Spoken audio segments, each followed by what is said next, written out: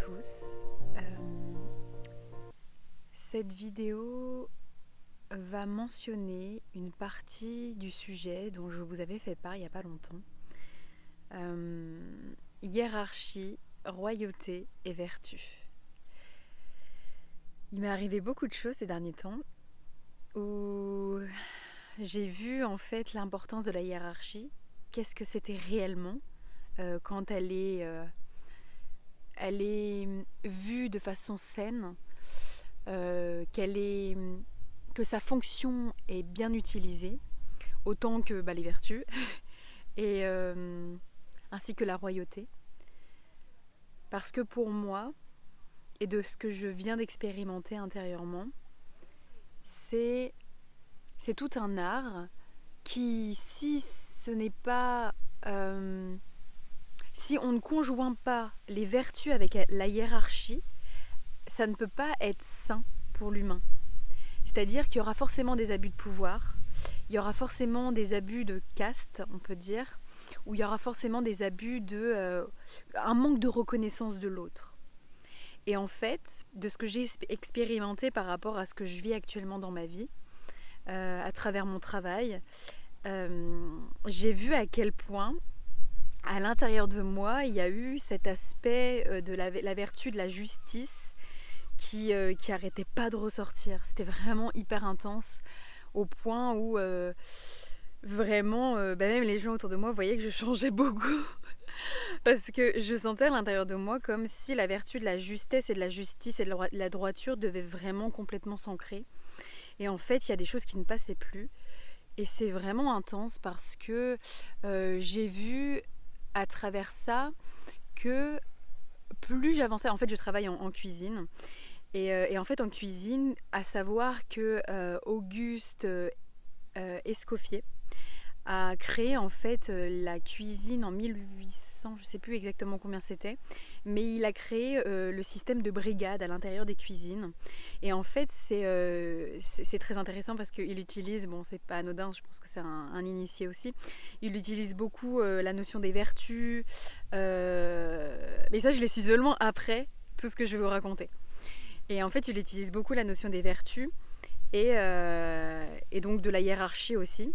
Donc les brigades, donc il y a le chef, et puis il y a le sous-chef, et puis il y a le commis, etc. Enfin, il y a vraiment tout une hiérarchie quoi, à l'intérieur d'un petit système qui est la cuisine. Et en fait, de ce que je voyais, c'est que, si je reviens par rapport à mon expérience, c'est qu'au tout début, j'avais du mal à appeler ma chef-chef, même si j'avais énormément de respect pour cette personne, etc. C'était très difficile pour moi de donner ce mot-là parce que je ne voyais pas encore le sens véritable de la chose. Et en fait, dans l'instant, j'étais toujours au service. Et ça, c'est vraiment un truc que j'ai aimé pendant mon début ici, au Mont. J'étais donc tout le temps au service et j'étais trop contente de pouvoir servir et de mettre l'orgueil de côté, l'ego de côté. C'était tellement intense, j'ai tellement aimé cette expérience. Et en fait, à un moment donné, j'ai eu un switch intérieur où j'ai eu un respect vraiment absolu au niveau de la hiérarchie. Et je me disais, mais la hiérarchie, c'est hyper important. Quand on remet les choses à sa place, c'est tellement important. Et que chaque personne reste à sa place, c'est incroyablement grand. Et en fait, j'ai vu que à l'intérieur de cette hiérarchie-là, la plupart des gens ne comprenaient pas l'importance des vertus. C'est-à-dire qu'en fait, je vais revenir sur moi, sur mon expérience, sur le fait que au début j'avais du mal à dire chef, et à un moment donné c'est devenu une évidence. C'était, oui en fait, la chef c'est la chef, dans le sens où si cette personne-là, elle est ordonnée de l'intérieur, c'est ça. J'avais eu plein d'images à l'intérieur de moi. C'était, il y a le chef, il y a le sage du village, l'église au milieu du village, il y a la justesse, il y a la droiture, il y a ce cœur, on va dire, dans le cœur, puisque la cuisine c'est aussi le cœur. Eh bien, on va voir que si le chef n'est pas capable de maintenir sa fonction, de maintenir sa position, c'est toute la cuisine qui en pâtit. C'est tout le cœur, c'est tout le corps qui va subir les conséquences. Ce qui fait qu'à un moment donné, moi, ça me perturbait parce que je voyais ma chef qui n'arrivait pas du tout à donner un ordre. Des fois, elle me regardait et elle osait même pas me donner l'ordre complètement. Mais comme je voyais cette faille, je me disais, je vais faire en sorte de la garder dans sa position. Donc même si je voyais cette faille-là, je disais oui, j'y vais. Même si je sentais que c'était fragile de sa part. Et à un moment donné, j'ai senti une tension à l'intérieur de moi. Je me disais, c'est pas possible, quoi. Il faut qu'elle puisse être capable de me donner un ordre et que je puisse directement... En fait, il y avait une petite brèche qui me perturbait énormément. Et du coup, dans la cuisine, c'est pareil. Je sentais que tout le monde n'était pas à sa place. Il n'y avait pas le sérieux, en fait, que je recherchais et que je voulais. Le côté carré, mais pas carré en mode trop militaire. C'est juste de la logique, en fait, que j'ai ressenti fondamentalement. J'essaye d'être claire. Et après, on peut rigoler, mais pendant le service, c'est le service. Et c'est vraiment cette idée que j'ai tellement aimé parcourir et expérimenter de l'intérieur. Et à un moment donné, j'ai dit à ma chef, parce qu'elle m'a dit un truc qui était hors cadre. Elle m'a dit, d'une certaine façon, c'était un peu comme je suis sa fille, un truc comme ça. Et je l'ai regardée, j'ai dit non, je suis pas ta fille. Et là, j'ai dit, t'es ma chef, qu'est-ce que tu veux, chef? Et je lui ai fait comprendre que chaque chose a sa place. Et quand j'ai dit ça à l'intérieur de moi, ça a créé quelque chose où j'ai dit, mais oui, chaque chose a sa place en fait. Et c'est là où je me suis dit, et j'ai vu aussi qu'il y avait un comportement qui avait complètement changé, elle a repris conscience que sa place c'était d'être chef. Et du coup, je vois aussi l'importance que quand il y a le respect mutuel, la reconnaissance mutuelle de chaque position, chacun peut garder sa place et tout est fluide, tout est limpide. Et enfin bon, bref, il y a vraiment eu cette notion qui était vraiment grande à ce niveau-là. Et puis au niveau des vertus, c'est le côté de l'humilité. Le côté, quand on est chef, si on veut maintenir ce statut de chef, il y a une obligation, c'est d'être dans les vertus et de ne pas chuter. De ne pas chuter dans le sens où, quand on est dans les vertus, quand on est humble, on peut toucher à tout et on peut être respectueux de l'autre, on peut comprendre chaque position parce qu'on a véritablement cette humilité qui est imprégnée. Et en fait, naturellement, on respecte le roi, le cœur, le chef, parce qu'il respecte. Et comme il respecte, il reçoit du respect. Mais si le chef ne respecte pas, il ne peut pas recevoir de respect. Et c'est juste pas possible. Et c'est normal. Et en fait, donc c'est le côté aussi naturel qui est un peu comme l'histoire du boomerang ou de l'écho. Et bref, donc naturellement, forcément, si dans des civilisations il y a des chutes, c'est parce que il y a une faille quelque part. Mais si le système est véritablement sain et que chaque position est maintenue avec humilité, avec reconnaissance de chaque position, mais ça peut que être clean en fait. C'est comme la royauté, il peut y avoir un roi, mais si le roi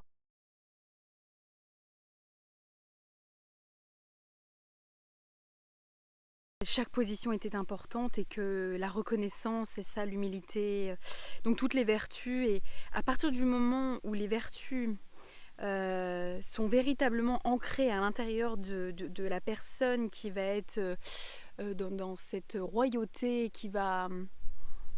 comment dire, à partir du moment où la personne qui va donner les ordres est elle-même imprégnée des ordres, c'est-à-dire que si elle veut la justice, elle incarne déjà la justice et la justesse, si elle veut la paix, qu'elle incarne déjà la paix, etc. Enfin bon bref, la logique, eh bien naturellement tout le monde va pouvoir véritablement reconnaître qui est ce roi, cette reine, cette personne qui incarne les vertus, les incarne véritablement.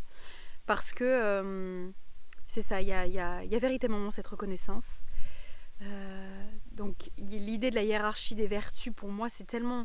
Bien sûr que ça peut exister une très saine hiérarchie, mais encore une fois, il faut que ça soit conjoint des vertus. Pour moi, les vertus, c'est vraiment qu'une question de géométrie, de son, pour moi, les vertus, ce sont, on va dire, la verticalité. Et la hiérarchie, c'est un peu comme l'horizontalité. Et en fait, comme un écho... Comment dire en fonction, peu importe le temps, peu importe l'époque, peu importe on va dire l'incarnation de l'homme et de la femme, eh bien nous sommes juste des manifestations de quelque chose qui est beaucoup plus, qui est éternel. Et donc plus on va avoir conscience de ces lois-là, plus on va pouvoir incarner véritablement cette véracité cosmique, cette géométrie cosmique, cette justesse cosmique qui fait que naturellement, bah oui, on va être en adéquation avec des divinités, etc. Bah oui, puisque ce sont juste des... je ne vais pas dire des égrégores parce que ça serait enfermé, ce sont des archétypes, ce sont une géométrie beaucoup plus grande qui, on va créer des mythologies, on va créer des choses pour parler de ces choses éternelles. Parce que on peut pas le mentionner, ça n'a pas de mots, ça n'a pas de nom réel, mais on va d'une certaine façon encoder par rapport à ce que l'on capte, et donc il y aura des formes géométriques qui vont être répétitives et qui vont encore et encore se manifester, mais après d'unique façon. Mais il y a comme une subtilité qui se conjoint.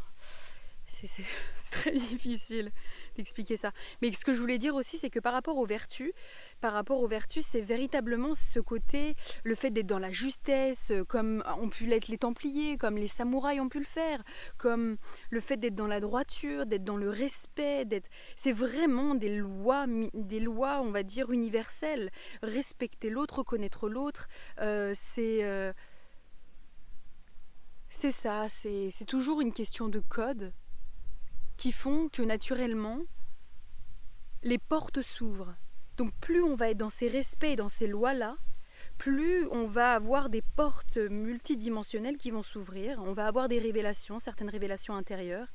Et en fait, qu'on le veuille ou non, ce sont des portails qui peuvent s'ouvrir qu'à la personne qui sera prête à recevoir. Et il y a des choses qui ne peuvent pas être dites, mais qui peuvent que être vécues. Et pour le vivre, il faut être prêt à les vivre. Et ça, finalement, c'est ce que je vois aussi sur le chemin, c'est qu'il y a des choses qui pour moi me paraissaient évidentes, mais en fait non, ce n'est pas évident pour tout le monde, et c'est normal. Et vice-versa, il y a des personnes qui vont vivre des expériences qui vont être plus intenses que d'autres, mais ça ne veut pas dire qu'on n'est pas apte. C'est une question de est-ce qu'on est prêt ou non intérieurement ? Est-ce qu'on est assez mûr intérieurement ? Et est-ce qu'on est assez reconnaissant aussi ? Il y a vraiment cette notion de finesse, et est-ce on a envie aussi, une question de volonté, de foi, qui fait que naturellement on va pouvoir ouvrir des portes et des portails.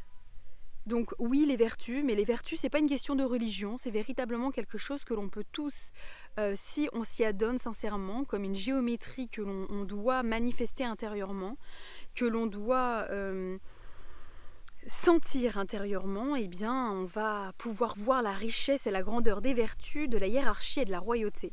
La royauté, certes, à l'intérieur de soi, mais aussi dans la forme. Et ce n'est pas anodin que dans la forme, il y ait des civilisations où on va avoir un roi et puis on va avoir le peuple, etc.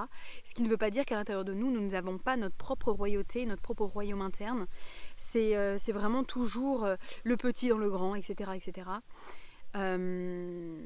Oh là là, il y a tellement de choses que j'ai vues ces derniers temps qui étaient fabuleux, parce que je ne voyais pas en fait l'importance de la hiérarchie à l'époque, puisque pour moi la hiérarchie était tellement salie dans laquelle on vivait et on vit actuellement, que en fait je ne pouvais pas, c'est normal, je ne pouvais pas voir à quel point c'était grand, jusqu'à ce que je comprenne intérieurement l'importance de la hiérarchie si c'est sainement accompli avec les vertus. Pour moi, on ne peut pas dissocier. À partir du moment où il y a un manque de vertu, s'il n'y a pas d'humilité, s'il n'y a pas toutes les vertus, on va dire, peu importe les vertus, eh bien, le roi tombe, le roi chute. Et la civilisation chute aussi. L'orgueil de l'homme, c'est ça, son ego, ou le fait de vouloir du pouvoir, ou le fait... tous les péchés, quoi, on peut dire. Et les péchés, en fait, on est hors géométrie, en fait. On commence à tous déstabiliser et en fait on perd l'étoile. On perd cette étoile qui est divinement écrite à travers les vertus. Donc voilà. C'était ça que je voulais transmettre. Je pense que je vais aussi... je sais pas si j'avais noté d'autres choses, parce que je pense que je vous ai dit pas mal de petites choses, mais... J'essaye de condenser pour pas que ça dure trop longtemps, pour pour demeurer avec l'Éternel.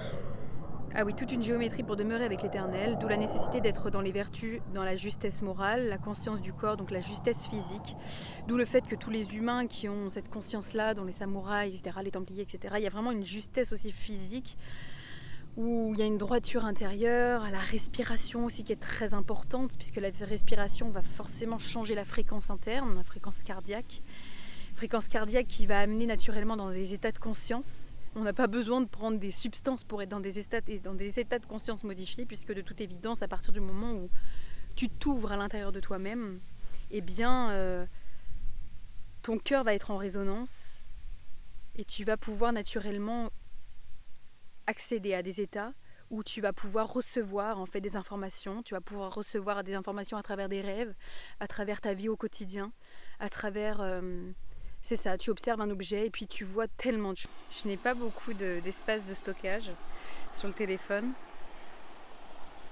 Donc bref, tout ça pour dire, c'est que la justesse, c'est vraiment tout un art, c'est toute une magie, c'est toute une science. Et oui, j'en conviens, c'est vrai. C'est pourquoi aujourd'hui, quand on dit que le Christ revient, le Christ est déjà là en fait. C'est juste que il y a les mémoires, c'est pour ça qu'il y a beaucoup de mémoires templières qui reviennent, c'est incroyable. Mais toutes les mémoires templières, toutes les mémoires de tous les êtres humains qui ont prié l'Éternel reviennent énormément, remontent énormément, puisqu'on est dans une période où justement la justesse doit revenir parce qu'on est dans un état chaotique. Donc comme on est dans un état chaotique, il y a les forces, toutes les forces mémorielles de tous nos ancêtres, de toutes nos vies parallèles où on est dans cette justesse intérieure, où on prie l'Éternel, dans la vertu, etc., et les hiérarchies. Eh bien, elles reviennent, elles remontent. Donc c'est vrai que c'est vraiment divin tout ce qui se produit actuellement. Et c'est pas anodin si on a toutes ces mémoires qui reviennent. Voilà, que ce soit l'Égypte antique aussi, les Atlantes, moi depuis que je suis jeune aussi. Et puis il n'y a pas que depuis que je suis jeune, mais ça continue encore aujourd'hui. Je vois à quel point on est vraiment appelé à retrouver cette ligne directrice que sont les vertus et cette hiérarchie saine. Voilà, mais je pense que c'est pas anodin, ça a toujours existé sur la Terre, des époques, on va dire, qui tombent et qui remontent. Voilà, donc je fais part un petit peu de ce que je ressens ces derniers temps, entre la hiérarchie, les vertus, et ne pas oublier que, oui, les hiérarchies sont importantes quand elles sont sainement incarnées, peu importe les positions, c'est vraiment important. C'est comme si un chef d'orchestre malmenait un instrument de musique, non, c'est pas possible. Je veux dire, on a besoin de tout le monde, même du triangle. Même du triangle qui invoque le début et la fin. Donc voilà, il y a vraiment cette notion de respect mutuel et d'accepter le positionnement de tous, d'accepter chaque pièce du puzzle et puis de voir la beauté que nous sommes tous et qu'à nous tous, on est en train de... C'est ça, de réactiver des mémoires qui sont en tout un chacun, à chaque échelle respective. Et voilà. Peut-être que je referai une vidéo pour parler de tout ça. Je vous avoue que j'ai vécu beaucoup de choses et je continue de vivre beaucoup de choses à l'intérieur de moi-même et aussi à l'extérieur, avec une rencontre particulière que j'ai faite. Et voilà. Je vous embrasse fort, prenez soin de vous et n'oubliez pas de méditer sur les vertus. Et c'est pas anodin, c'est pas une question de religion, c'est une question de véracité cosmique, de mathématiques, de géométrie pour les personnes qui seraient plus sur l'aspect scientifique et rationnel. Voilà, il y a vraiment cette conscience qui dépasse les mots certes, mais qui est quand même aujourd'hui accessible à tous, si on veut véritablement voir. Voilà.